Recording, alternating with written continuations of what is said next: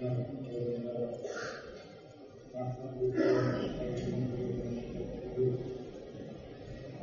بالله من شرور أنفسنا ومن سيئات أعمالنا من يهده الله فلا مضل له ومن يضلل فلا هادي له وأشهد أن لا إله إلا الله وحده لا شريك له وأشهد أن محمدا عبده ورسوله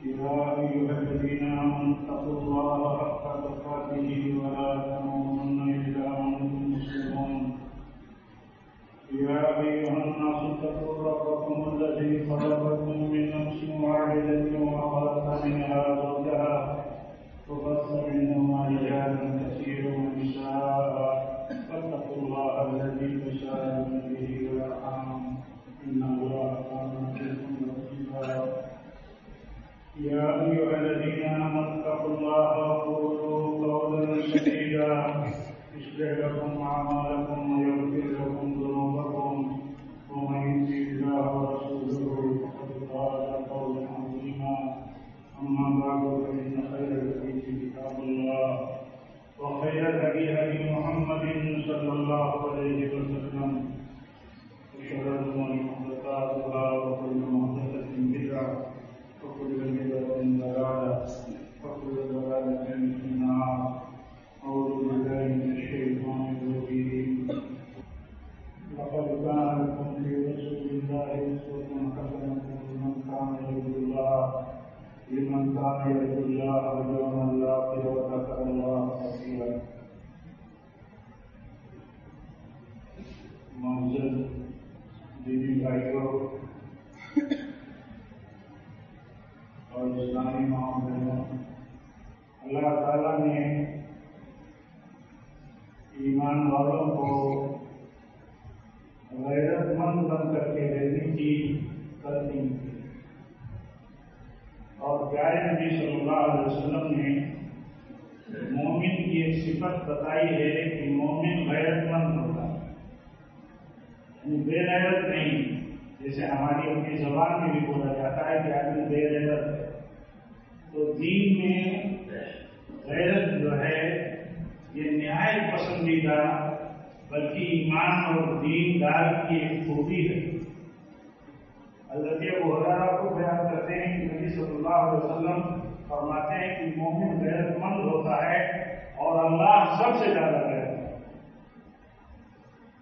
اور آپ فرماتے ہیں یہ غیرت ہی کا تقاضا تھا، اللہ کی غیرت ہی کی ایک نشانی اور مثال ہے، اس نے تمام فحش چیزوں کو، تمام بری اور گندی اخلاقیات سے ہٹی ہوئی چیزوں کو، کیریکٹر لیس چیزوں کو سب کو حرام کر دیا، جتنے فواحش ہیں سب کو اللہ تعالیٰ نے حرام قرار دیا۔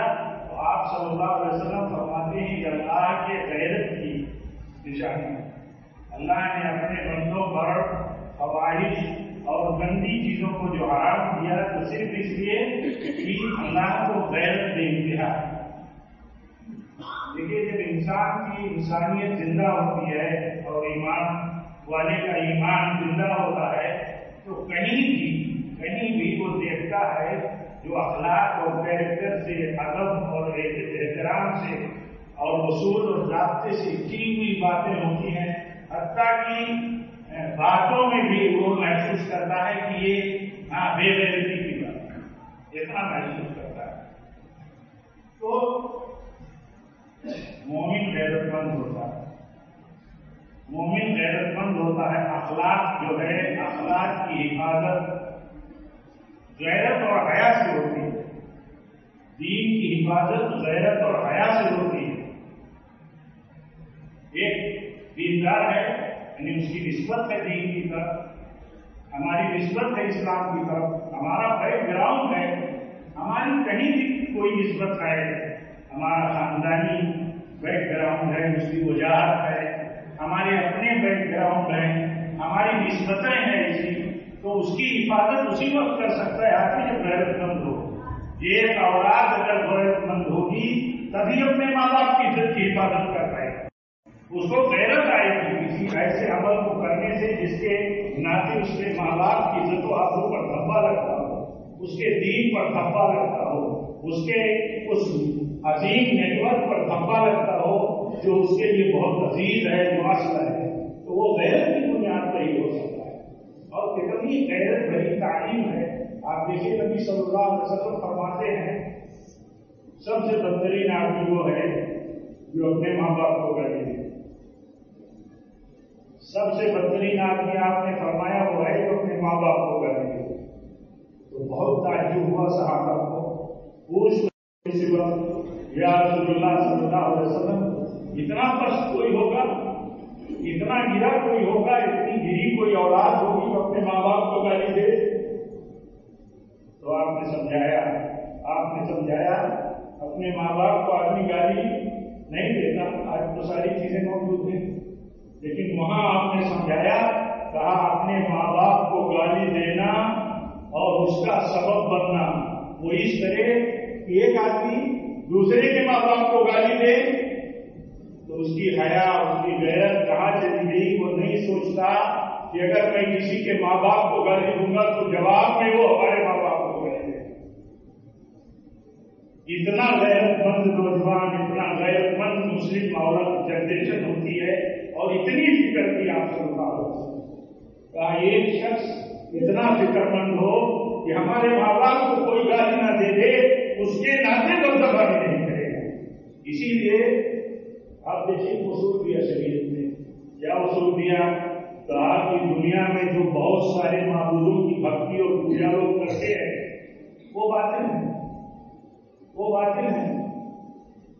اللہ کے سوا روئے زمین پر ایک نہیں کروڑوں معبودوں کی جو پوجا ہوتی ہے، ان کی عبادت ہوتی ہے، ان کی بندگی ہوتی ہے، ان پر حق اور مذہب چلتے ہیں، وہ سب باطل ہیں۔ یہ ایمان اتنا پختہ ہونا چاہیے جتنا ایمان یہ سورج نکلا ہوا ہے، ہم دوپہر میں ہیں، جتنا ایمان ہمارا ہے ایسے ہی پختہ ایمان ہونا چاہیے مسلمان رہنے کے لیے، کہ جتنی اللہ کے سوا روئے زمین پر عبادت ہوتی ہے وہ ساری عبادتیں تعبت ہیں اور ان کی عبادت حرام ہے، شرک ہے۔ لیکن اس کے باوجود دیکھیے اللہ تعالیٰ نے کیا تربیت دی ہماری، کہا کہ اس کے باوجود تم کسی کے باطل معبودوں کو بھی گالی مت دینا، مت دینا کسی کے باطل معبودوں کو گالی دو، وہ تمہارے اس معبود کو یعنی اللہ حق کو، تمہارے رب کو جو حق ہے اس کو گالی دیں گے، تمہاری غیرت اتنی ہونی چاہیے، تمہیں اتنی فکر ہونی چاہیے۔ اور مسئلے گالی دینے سے کچھ حل نہیں ہوتے، مسئلے کچھ بڑھتے نہیں، کچھ سدھرتے نہیں، نہ اصلاح کا کوئی طریقہ ہے۔ ہم کسی کو برا بھلا کہہ کر کے اصلاح کرنا چاہیں وہ اصلاح کا طریقہ نہیں ہے، کوئی بدزبانی کر کے اصلاح کرنا چاہے وہ طریقہ نہیں، بلکہ وہ عمل کرتے عمل میں مشکلات بڑھ جاتی ہیں، مشکلات بڑھ جاتی ہیں۔ اسی لیے فرمایا، آپ دیکھیے کہا کہ کسی کے معبود کو اللہ تعالیٰ فرماتا ہے وَلَا تَسُبُّوا الَّذِينَ يَدْعُونَ مِن دُونِ اللَّهِ، اللہ کے سوا جو لوگ غیر اللہ کی یعنی اللہ کے سوا کی عبادتیں کرتے ہیں تم ان پر اپنی زبان غلط ڈھنگ سے، برائی کے ساتھ، بے ادبی کے ساتھ، انسلٹ کے ساتھ، گستاخی کے ساتھ مت استعمال کرنا۔ وَيَسُبُّ اللَّهَ عَدْوًا بِغَيْرِ عِلْمٍ، پھر یہ جاہل غیر اللہ کے پجاری اپنے ہاتھوں سے معبود بنا کر کے خود اسی کی بھکتی اور بندگی کرنے والے یہ جواباً تمہارے معبود کو گالی دیں گے۔ یہ سوچیے کتنا عجیب، مطلب کتنا بلند پیمانہ ہے، کتنے بلند اخلاقیات کی تعلیم ہے، یہ مسلمان کتنا بلند ہوتا ہے۔ اسی لیے پچھلے جمعہ میں لاجوند نے کہا تھا کہ دیکھیے پیارے نبی صلی اللہ علیہ وسلم کتنے بلند تھے، اور اس کی شہادت اللہ دیتا ہے، اللہ تعالیٰ فرماتا ہے اخلاق کے سب سے بلند مقام پر، اخلاق کی سب سے بلندی جو ہو سکتی ہے اس پر ہم نے اپنے نبی کو پیدا کیا۔ لوگ گالی دیتے ہیں تو کہتے ہیں محمد نہیں مصمم ہے، تو آپ فرماتے ہیں میں محمد ہوں، یہ مصمم کو گالی دیں گے۔ یہ نہیں کہ کسی نے گالی دی مصمم کہہ کر کے تو اس کو 10 بار گالی دی، جاہلیت کا طریقہ جس کو رد کیا اسلام نے۔ جاہلیت کا طریقہ کیا تھا؟ اللہ لا يجهل احد علينا فنجہل فوق جہل الجاہلیہ، کہا کوئی جہالت ہمارے ساتھ نہیں کرے گا، کوئی ہمارے ساتھ جہالت بدتمیزی پر نہیں آمادہ ہوگا، ورنہ اس سے ہم ڈبل بدتمیزی کریں گے، ڈبل جہالت دکھائیں گے۔ آج وہ جاہلی عمل، جاہلی نظریات بھی ہمارے بیچ میں موجود ہے۔ آدمی اگر کہیں سن لیا اپنے خلاف کوئی بات تو وہ سمجھتا ہے ہماری بڑائی، ہمارا پاور اس وقت ثابت ہوگا جب ہم اس سے زیادہ اس کے اوپر ہم وہ بات کہہ لیں جو بات ہمارے خلاف کہی گئی۔ تو یہ جاہلیت طریقہ، اسلام کا طریقہ یہ ہے کہ انسان اتنا بلند اخلاق ہوتا ہے کہ وہ اپنے بیک گراؤنڈ، اپنی عزت، اپنے خاندان، اپنے دین کی عزت بچانے کے لیے وہ کسی پر آروپ نہیں ڈالتا۔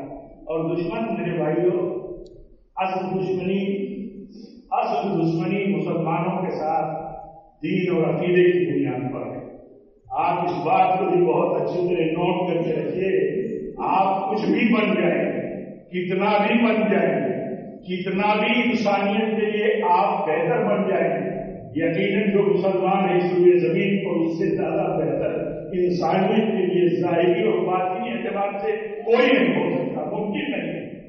لیکن اللہ تعالیٰ فرماتا ہے وَلَن تَرْضَىٰ عَنكَ الْيَهُودُ وَلَا النَّصَارَىٰ حَتَّىٰ تَتَّبِعَ مِلَّتَهُمْ۔ اللہ تعالیٰ فرماتا ہے یہ بدعقیدہ لوگ، یہود و نصارہ اور مشرکین، یہ تم سے کبھی خوش نہیں ہو سکتے جب تک ان کا مذہب، ان کا دھرم نہ قبول کرو۔ وہ تو چاہتے ہیں کہ تمہاری جو خصوصیت ہے وہ ختم ہو جائے، تمہارے جو عقیدے کی بلندی ہے، کیریکٹر اور اخلاق کی جو بلندی ہے وہ ختم ہو جائے، تم ایک اس معبود کی بندگی جو کرتے ہو وہ چھوڑ دو، سارے ہزاروں کروڑوں معبودوں کی بندگی ہم کرتے ہیں، ہماری صفوں میں آ جاؤ۔ آپ بتائیے، جہاں کوئی تصور نہیں ہوتا وہاں مسلمانوں کو نشانہ بنایا جاتا ہے۔ یہ لو جہاد کیا ہے؟ یہ لو جہاد کیا ہے؟ یہ لو جہاد نام کی ایک سازش رچ کر کے، جس کو ملک کے ملک کی خفیہ ہے ایجنسیاں، ملک کے خفیہ ادارے بھی بصراحت کہتے ہیں کہ ایسی کوئی سازش مسلمانوں کی کسی تنظیم کی طرف سے نہیں ہے، کسی فنڈنگ کی بنیاد پر نہیں ہے کہ مسلمانوں کے نوجوانوں کو تیار کیا جاتا ہو کہ غیر مسلموں کی لڑکیوں کو کسی بھی طرح اپنے فیور کے لو اور ان کو اسلام دینا ہو۔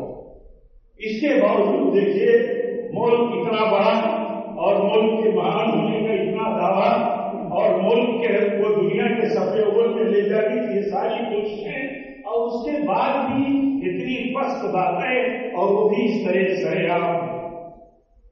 تو خیر آپ یہ نہ سمجھیے کہ ایسا نہیں ہوتا ہے، ایسا کوئی ریکارڈ کو سمجھ میں آیا نہیں، سنا نہیں گیا کہ کسی ایجنسی نے، کسی آرگنائزیشن نے، کسی ادارے نے، کسی بیرونی طاقت نے ایسا کوئی سلسلہ چلا رکھا۔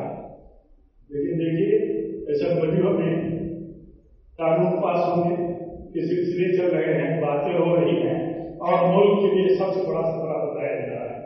ملک کے لیے سب سے بڑا خطرہ یہ ملک کو بتایا جا رہا ہے کہ مسلمان نوجوان جن کا کیریکٹر اسلام کی بنیاد پر اتنا بلند ہے، بلند ہونا چاہیے کہ جن کے اسلام میں کسی لڑکی اور عورت کو غلط اور گندی نیت کے ساتھ، بیمار دل کے ساتھ دیکھنا بھی آ رہا ہے، زنا ہے۔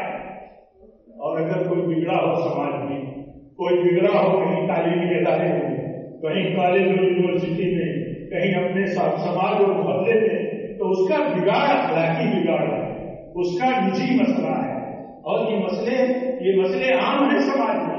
یہ کسی ایک طبقے کی بات نہیں ہے، کمیونٹی کی بات نہیں ہے۔ آدمی کو اپنی آنکھوں کے چہرے نہیں نظر آتے، دوسروں کی آنکھوں کے دھمکے نظر آتے ہیں، اور اس کے بعد عداوت ہے۔ کبھی کبھی سوچا جاتا ہے کہ آخر لوگ اس حد تک کیسے اتر گئے، تو سوچنے کے ساتھ ساتھ یہ احساس ہوتا ہے کہ کوئی نئی چیز نہیں ہے۔ دانستہ جان بوجھ کر کے تہمتیں لگانا یہ ایک مخصوص طبقے کا ہمیشہ طریقہ رہا ہے، اور جن کے سامنے پیارے نبی صلی اللہ علیہ وسلم کی سیرت ہے، تاریخ ہے، जो पढ़ते और समझते हैं वो कभी भी ऐसे पैदा होने वाले खतरनाक और खौफनाक हालात में मायूस नहीं होते। परेशानी होती है और लेकिन वो ये नहीं समझते कि ऐसा क्या हो रहा है। आप देखिए नबी सल्लल्लाहु अलैहि वसल्लम मक्का में है। मक्का में जो कुछ देखा आपने देखा ही कि किस तरह लोग आपकी शख्सियत आपके मिशन का जायजा लेने के लिए खुफिया तौर पर भी आकर के देखते थे कि आपका मिशन क्या है, आप करते क्या है और आपकी शख्सियत क्या है, जांचते थे लोग। बहुत सारी मिसालें हैं। एक मिसाल वो देखिए कि खुरैश बिन अख्तब और उनके भाई आए नबी सल्लल्लाहु अलैहि वसल्लम का जायजा लेने की है कौन सा कैसा इंसान। आपकी दावत फैल गई, आपका तस्करा चलने लगा, लोग देखने लगे कि कहां से कहां बात जा रही है। तो आए जायजा लेने आए, छुप करके पता लगाएं कि ये इंसान मोहल्ले समाज में शहर है। जायजा लेते लेते इस नतीजे पर पहुंच गए। बड़े लिखे लोग थे, यहूद था, मतलब यहूदी कम्युनिटी थे और सरदार थे अपने कबीले के। तो इस नतीजे पर पहुंच गए कि ये वही नबी है जिनकी बशारत तौरात में मौजूद है। ये वही नबी हैं जिनकी निशानियां तौरात में मौजूद हैं और जिनके ताल्लुक से खुशखबरी अल्लाह ताला ने दी है कि एक नबी आले इस्माइल में पैदा होगा। तो अब क्या करें? दोनों भाई इस बात पर मुत्तफिक हो गए कि जो कुछ हम तौरात में पढ़ते हैं बिल्कुल हूबहू आप जी की शख्सियत पर सारी निशानियां मिटाती, आप वही है। तो कहते हैं तब क्या करें? अब तो हमें लौट जाना है, वो नतीजे पर पहुंच गए। सही बुखारी का वाक़या है।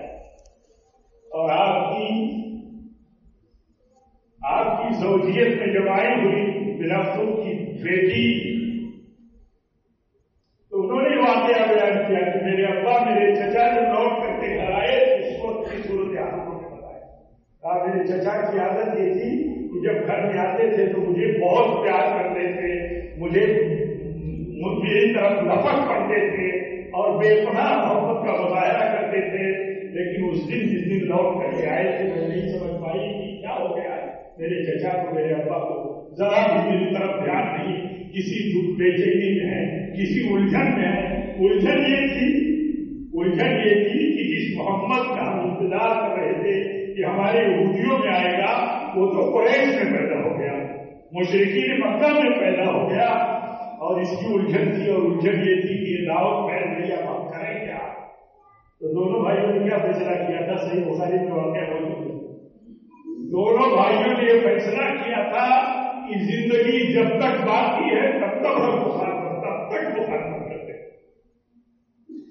अब सोचिए, एक पावर वाले, एक हुक्मरान और एक सच्चाई पर पहुंचे हुए लोग तय क्या करते हैं? पॉलिसी क्या बनाते हैं? पॉलिसी बनाते हैं कि हम मुखालफत करते रहे। समझने के बाद देखी गवाही। तो मैं आज ये कर रहा था, ऐसा कुछ नहीं है, ऐसा कुछ नहीं है कि लोग सच्चाई और हकीकतें नहीं जानते, बहुत कुछ सच्चाई जानते हैं। इसके बावजूद ये सारी प्रोपेगेंडे, सारी साजिशें चलती है, लेकिन चलती रहती है। हमारा अपना अखलाक इतना बुलंद इस्लाम चाहता है, अपनी ताकत भर, इस्तिताअत भर, गैरत के साथ गैरत हमारी। आप बताइए, एक मुसलमान नौजवान के लिए कोई काफिरा लड़की या कोई काफिरा औरत कभी काफिले को कबूल नहीं हो सकती। वो चाहे मोहल्ले की हो चाहे कॉलेज की हो, कभी नहीं हो सकती। क्यों? उसका शिर्क और कुफ्र उसके लिए, मुसलमान के लिए कभी इजाजत नहीं देता। और बहुत सारे उलमा का ये फैसला है और ये फतवा है कि अगर कोई उससे शादी करता है जिससे ज़िना किया है तो उसका निकाह मरतब नहीं होगा। میں یہ فتوا کی بات نہیں کرتا، لیکن آپ کو حوالے کی بات کر رہا ہوں. بہت سارے علماء نے فتوا دیا ہے کہ جس سے زنا آدمی کر چکا ہو تو اس سے نکاح کرنا چاہے تو نکاح نہیں ہوتا. اسی مسلمان نوجوان کے لیے وہ سماج کا ہو، اسٹوڈنٹ کو، یہ اسلام کا ضابطہ ہے. اور جہاں جہاں کوئی بگاڑ ہے اس کا انکار نہیں کرتے. سماج میں بگڑے فساد اور اسی طرح اخلاقیات کا جو بگاڑ ہے اس کا انکار نہیں کر سکتا سچائی کا، لیکن یہ سازش ہے، اس کا انکار، اس کی تردید اور مذمت ضروری ہے.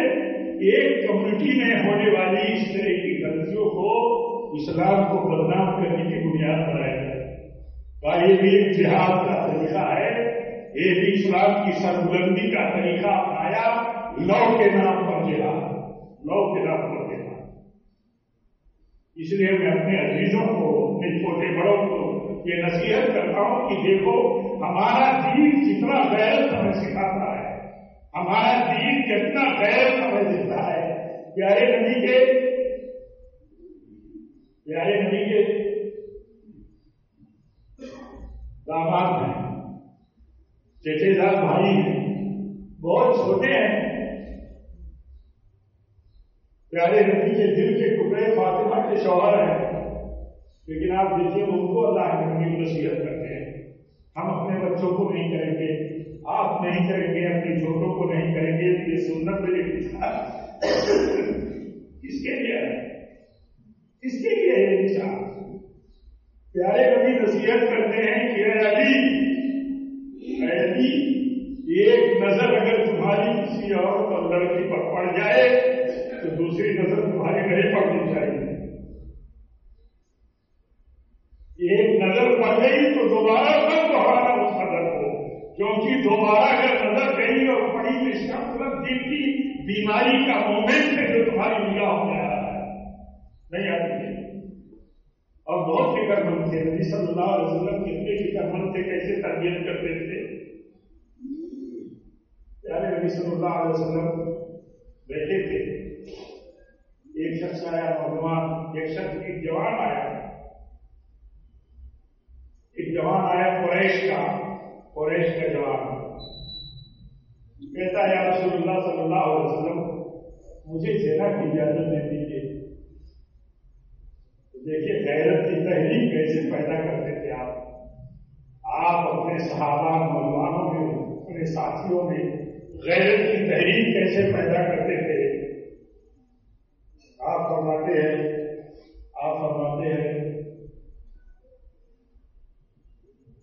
جب انہوں نے پوچھا اس جوان نے کہ یا رسول اللہ صلی اللہ علیہ وسلم مجھے اجازت دے دیجیے، تو جو لوگ بھی مجلس میں تھے بے چین ہو گئے. آپ سنیں گے، ہم سنیں گے تو بے چین نہیں ہو جائیں گے.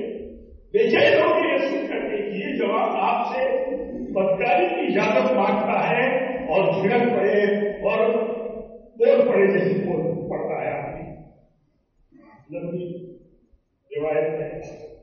اللہ کے نبی نے ان کو روک دیا، سمجھا دیا، تم لوگ چپ ہو جاؤ، مت بولو، مت جھڑکو، مت ڈانٹو. اس جوان کو قریب آپ نے کہا تم قریب آ جاؤ. اس جوان کو آپ نے قریب کر دیا. کہا اچھا یہ بتاؤ کہ جس بدکاری کی تم اجازت مانگتے ہو زنا کی، تم یہ بتاؤ کہ کیا تم اپنی ماں کے لیے اس کو قبول کرو گے؟ آپ سوچیے کس طرح غیرت دلایا. کہا کیا تم اپنی ماں کے لیے قبول کرو گے کوئی زنا کرے تمہاری ماں کے ساتھ؟ یا رسول اللہ کی قسم ایسا نہیں ہو سکتا. دیکھیے پھر آپ نے کہا اپنی بیٹی کے لیے قبول کرو گے، اپنی بہن کے لیے قبول کرو گے، اپنی خالہ کے لیے قبول کرو گے، اپنی پھوپھی کے لیے قبول کرو گے. ہر بار وہ جواب یہی کہتا رہا، کہتا تھا اللہ کی قسم ایسا کبھی نہیں ہو سکتا. آپ نے فرمایا، اس کے بعد آپ نے فرمایا اس کا دل غیرت سے بھر گیا، اس کے اندر اخلاق کی بلندیاں بھر گئی. آپ صلی اللہ علیہ وسلم دعا کرتے ہیں اللہ سے، اللہ اس کا دل پاک کر دے، اس کی شرمگاہ کو محفوظ کر دے. اے اللہ اس نے اب تک جو غلطی کی ہے معاف کر دے. غیرت سے بھر گیا. صحابی رسول بیان کرتے ہیں وہ جوان کبھی بھی غلط نظر نہیں اٹھا کے دیکھا. یہ دین ہے میرے بھائیوں، یہ اخلاق کی بلندی کا دین ہے، ہم اس دین سے جڑے ہیں، اس دین کا تقاضا بہت بلند ہے۔ رہی بات سماج میں، ملک میں، یہ ہماری بدنصیبی کی، یہ ہمارے خلاف سازشیں کیا ہیں، کس طرح چل رہی ہیں، اللہ انہیں سمجھ دے، انہیں ذمہ داریاں سمجھنے کی توفیق دے، انہیں یہ سمجھ دے کہ حساب کتاب کا بہت بڑا مرحلہ باقی ہے، اور جھوٹ اور جھوٹی سازشوں اور پروپیگنڈے سے کام نہیں چلتا، کام کب تک چلے گا، اس لیے بچنا ضروری ہے۔ یہ ان کے لیے نصیحت ہے، اصل نصیحت ہماری اپنی اور آپ کے لیے ہے، اپنے نوجوانوں کے لیے کہ غیرت مند بن کر کے رہو، غیرت مند۔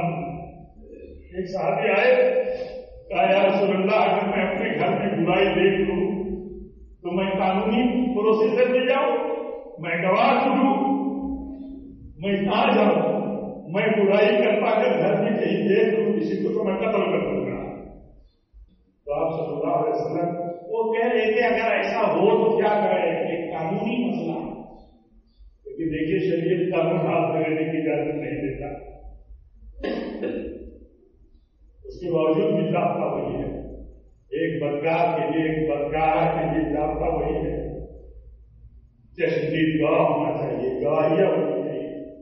بیٹھ کے ہم بات تفصیلی کرتی ہے تو آپ صلی اللہ علیہ وسلم نے یہ کہتے ہیں جو مجلس میں بیٹھے تھے اس بات پر، آپ فرماتے ہیں یا تم تعجب کرتے ہو ساتھ کے ساتھ، کہا ساتھ کی غیرت دیکھو، ساتھ کی غیرت دیکھو، کہتے ہیں، لیکن اس کے بعد آپ فرماتے ہیں اللہ کی قسم تمہارا رسول ساتھ سے بھی زیادہ غیرت مند، اور ہمارا اللہ تمہارے رسول سے بھی زیادہ غیرت مند ہے۔ اس کے غیرت کی انتہا نہیں ہوتی ہے جب کوئی جوان، کوئی مرد جنا کرتا ہے، کوئی اللہ کی بندی جنا کرتی ہے، انتہائی غیرت کرنا ہوتا ہے، یعنی اللہ کی غضب کی انتہا ہوتی ہے اس وقت کہ کوئی بدکاری کرتا ہے۔ ایسے سماج کو، جس سماج میں بدکاری کی حالت ہے، ادر کمیونٹیز کے ساتھ بدکاری کی سازشیں اور سازشوں کے ساتھ بدکاریاں کر کے اسلام کی سربلندی کے لیے جہاد کا نام دینا، یہ کتنا خطرناک بات ہے۔ لیکن اس کے بعد اس کے ان سارے حالات میں ہمیں سمجھنا کیا ہے، دشمن جہاں جہاں ہنسنے کا موقع پائے، غیر جہاں جہاں ہنسنے کا موقع پائے، جہاں جہاں ہماری ہنسی ہو، ہمارے باپ دادا کی، ہمارے بیک گراؤنڈ کی، ہمارے دین کا، جہاں مذاق اڑانے کا خطرہ ہو، وہاں اپنے آپ کو الرٹ کرو، بچاؤ کہ ہمارا کوئی عمل اور کرتوت ایسا نہ ہو جسے ہنسا جائے، جسے مذاق اڑایا جائے۔ کچھ نہیں کرنے کے بعد بھی ایسی سازشیں چلتی ہے، اگر کچھ غلطیاں ہوگی تو کیا ہوگا۔ اس لیے ان چیزوں کو سمجھنے کی ضرورت ہے میرے بھائیوں۔ اور دیکھیے شرمگاہ کی حفاظت، کیریکٹر کی بلندی بہت بڑی چیز ہے۔ پیارے نبی صلی اللہ علیہ وسلم سے پوچھا گیا جنت میں کون سی چیزیں داخل کرنے والی ہیں، تو آپ نے فرمایا تقویٰ، آپ نے فرمایا تقویٰ اور اخلاق، کیریکٹر، جو اللہ سے ڈرنے والا ہو، کیریکٹر جس کا بلند ہو، وہی جمع ہے قبیلے کی آنکھ کا تارا، وہی جمع ہے قبیلے کی آنکھ کا تارا۔ آگے کا دوسرا یاد نہیں آ رہا ہے۔ جوانوں کے عزت، جوانوں کی قبیلے میں، محلے میں، علاقے میں اس وقت ملتی ہے جب ان کا اخلاق بلند ہو۔ اللہ کے نبی فرماتے ہیں جنت میں لے جانے والی چیزیں ایک تقویٰ ہے، دوسرا کیریکٹر۔ تو پھر پوچھا گیا کہ جہنم میں لے جانے والی چیزیں، تو آپ نے فرمایا یہ زبان اور شرمگاہ۔ آپ زبان کا غلط استعمال اور شرمگاہ کا حرام لگے استعمال، یہ جہنم میں لے جانے والی۔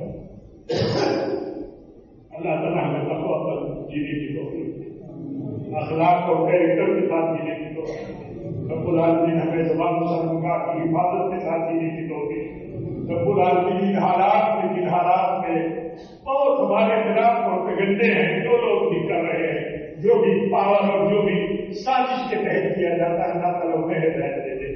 ملک میں بدلتے ہوئے حالات اور بگڑتے ہوئے حالات میں جن کا بھی جو حصہ ہے، اللہ تعالیٰ انہیں صحیح سمجھ کی توفیق دے، یا جو ان کے حق میں بہتر ہو، اللہ میرا حق فیصلہ بہتر ہوتا ہے۔ اقول قولی ھذا واستغفر اللہ لی ولکم ولسائر المسلمین وآخر دعوانا الحمد للہ۔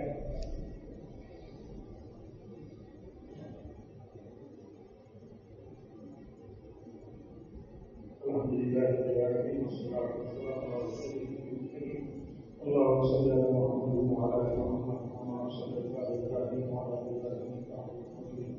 اللهم بارك على محمد وعلى آل محمد كما باركت على إبراهيم وعلى آل إبراهيم إنك حميد مجيد. عباد الله رحمكم الله، أقول قولي هذا وأستغفر الله لي ولكم ولسائر المسلمين وآخر دعوانا